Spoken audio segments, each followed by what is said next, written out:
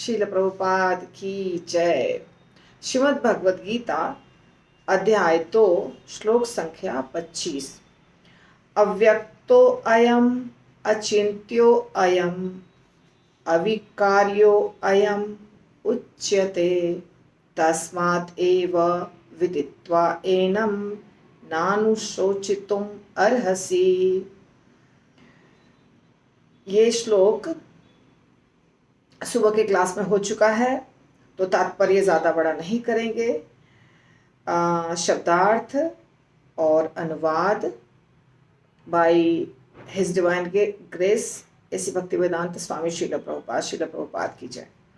अव्यक्तः अदृश्य, अयम यह आत्मा, अचिन्त्यः अकल्पनीय, अयम यह आत्मा, अविकार्यः अपरिवर्तित, अयम यह आत्मा उच्यते कहलाता है। तस्मात् अतः एवं इस प्रकार विदित्वा अच्छी तरह जानकर, एनम इस आत्मा के विषय में न नहीं अनुशोचितुम शोक करने के लिए अर्हसि योग्य हो। यह आत्मा अव्यक्त, अकल्पनीय, अपरिवर्तनीय कहा जाता है। यह जानकर तुम्हें शरीर के लिए शोक नहीं करना चाहिए। तो भगवान अर्जुन को आत्मा का ज्ञान दे रहे हैं, आत्मा का विस्तृत ज्ञान, डिटेल नॉलेज। आत्मा क्या है, उसका स्वभाव क्या है, उसके गुण क्या क्या हैं। तो उसी के दौरान भगवान बता रहे हैं कि आत्मा अकल्पनीय है, अर्थात कल्पना के परे। हम आत्मा के बारे में ज़्यादा सोच विचार करके समझ नहीं सकते हैं। अव्यक्त है, दिखता नहीं है, और अपरिवर्तनीय है, उसमें कोई परिवर्तन नहीं आता है, जैसा वो है वैसा ही रहेगा। इसके पहले भगवान ने बताया कि आत्मा को काटा नहीं जा सकता है, जलाया नहीं जा सकता है, सुखाया नहीं जा सकता है ना, इत्यादि। तो जब ये सब कुछ हो नहीं सकता है परिवर्तन, तो आत्मा क्या है? अपरिवर्तनीय, क्योंकि ये दिव्य है, ये आध्यात्मिक जगत से आया है, और आध्यात्मिक जगत से जो भी चीज़ आती है वो सब होती है दिव्य, अर्थात उसकी प्रकृति ऐसी होती है सच्चिदानंद। तो वो जो सच्चिदानंद चीज़ है वो भौतिक नहीं है। जैसे यहाँ की चीज़ें क्या होती हैं? भौतिक, मिट्टी, हवा, पानी इत्यादि। तो ये सड़ती हैं, गलती हैं, इसमें परिवर्तन होता है।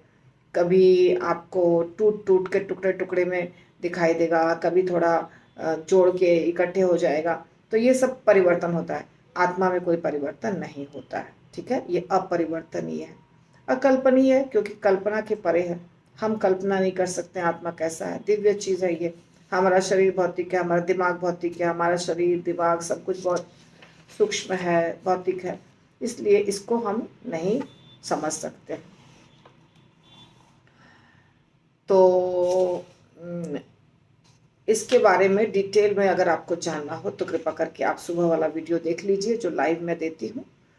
अभी हम इसके संस्कृत पर फोकस करेंगे, ज़्यादा संस्कृत पर, ठीक है। तो संस्कृत के शब्दों को देखेंगे। अव्यक्त एक शब्द है, अव्यक्त और अयम दोनों को जोड़ा गया है, तो हो जाता है अव्यक्तो अयम, अव्यक्तो यम, ठीक है। अयम भी नहीं, अव्यक्तो यम, अचिन्त्यो यम, अविकार्यो यम। इसलिए हम इसको ऐसे नहीं बोलेंगे, फिर याद करना भी मुश्किल हो जाएगा और समझना भी मुश्किल हो जाएगा। अभी समझना है कि अयम शब्द जो आया है, अयम ये है आत्मा के लिए। अयम आया है 1 बार, 2 बार, 3 बार, ठीक है। यह आत्मा, यह आत्मा, यह आत्मा, क्योंकि आत्मा के बारे में भगवान बता रहे हैं, इसलिए यह आत्मा क्या है? अव्यक्त है। यह आत्मा अचिंत्य है, यह आत्मा अविकार्य है। तो इसलिए बार बार अयम आया है। तो ये 3 जो शब्द हैं, अव्यक्त, अचिंत्य, अविकार्य, तीनों शब्द के साथ अयम को जोड़ा गया है।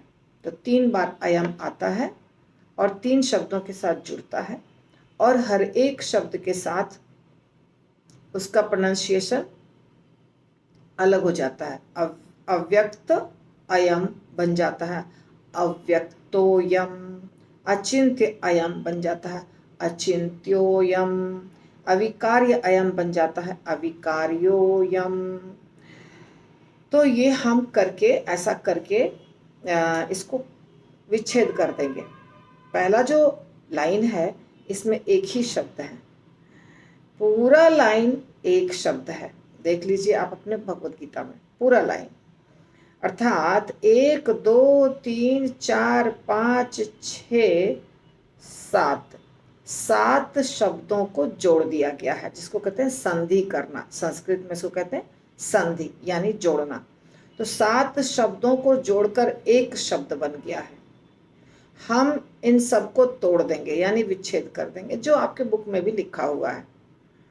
तो बुक में जो लिखा हुआ है उसमें है अव्यक्तः अयम, अचिंत्यः अयम, वो मुश्किल है। तो हम क्या बोलेंगे? अव्यक्तो अयम, अचिंत्यो अयम। वहाँ रुकना है, ध्यान दीजिए और वहाँ मार्किंग कर दीजिए। अव्यक्तो अयम, अचिंत्यो अयम, उसके बाद अविकार्यो अयम उच्यते। तो जितना स्लो बोल रहे हैं उतना स्लो नहीं। अव्यक्तो अयम, अचिंत्यो अयम, अविकार्यो अयम उच्यते। जब हम बोलेंगे, जब आ जाएगा बोलने तो फास्ट बोलेंगे, जब नहीं आएगा तो ऐसे ही बोलेंगे। अव्यक्तो अयम, अचिंत्यो अयम, अविकार्यो अयम उच्यते। अव्यक्तो अयम, अचिंत्यो अयम के बाद स्मॉल पॉज, अविकार्यो अयम उच्यते। ठीक है। और दूसरा लाइन जो है तस्मात् एवं, तस्मात् एवं को जोड़ा गया है तो हो जाता है तस्मात् देवम, तस्मात् देवम। ठीक है। तस्मात् का आधा त और एवं का ए दोनों जुड़ के हो जाता है तस्मात् देवम। हम तस्मात् एवं भी बोल सकते हैं, तस्मात् एवं। मैं ज़्यादा इसलिए ऐसा तोड़ के बोलती हूँ कि स्पष्ट रहता है दिमाग के अंदर पिक्चर कि हम क्या शब्द बोल रहे हैं। तस्मात् एवं, क्योंकि तस्मात् का मतलब अतः और एवं मतलब इस प्रकार। विदित्वा एनम, ये फिर 2 शब्द हैं। विदित्वा यानी जानकर, अच्छी तरह जानकर, एनम इस आत्मा। एनम, एनम, अयम, ये सब जो है ना, जैसे हम क्या बोलते हैं इसके लिए, उसके लिए, प्रोनाउंस हैं ये सब। ठीक है। एनम इस आत्मा के विषय में। तो यहाँ पे भी तस्मात् एवं विदित्वा एनम, ये दोनों को हम तोड़ेंगे। न अनुशोचितुम अर्हसि 3 शब्द है, तो इसको हम नानुशोचन सोचितुम अर्हसि ऐसे बोलेंगे। नानुशोचितुम अर्हसि, न अनुशोचितम अर्हसि थोड़ा राग नहीं बैठता है, इसीलिए नानुशोचितम अर्हसि ऐसे बोलेंगे। तो यहाँ पे इसको 3 शब्द को जोड़ा गया है, उसको हम 2 बना देंगे। न अनुशोचितम को रखेंगे इकट्ठा और अर्हसि को अलग कर देंगे। और रुकना कहाँ है? विदित्वा एनम के पास रुक जाना है, विदित्वा एनम। ठीक है। जो डिफ़िकल्ट शब्द हैं उनको 10 बार प्रोनाउंस करिएगा आप लोग, जो ऑनलाइन मेरे से नहीं जुड़े हुए हैं। और जो डिफ़िकल्ट नहीं है वो सिंगल चलता है, और जो मेरे साथ जुड़े हुए हैं तो वो करेंगे प्रैक्टिस मेरे साथ अभी।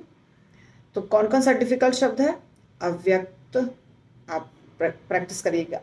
अव्यक्तो अयम 10 बार, अव्यक्तो अयम, अचिंत्यो अयम 10 बार, अचिंत्यो अयम, अचिंत्यो अयम, अचिंत्यो अयम ऐसे। अविकार्यो अयम, अविकार्यो अयम ऐसे। तब ऐसा करके और फिर बाद में पूरा श्लोक। अभी मैं पूरा श्लोक बोलती हूँ। अव्यक्तो अयम, अचिंत्यो अयम, अविकार्यो अयम उच्यते।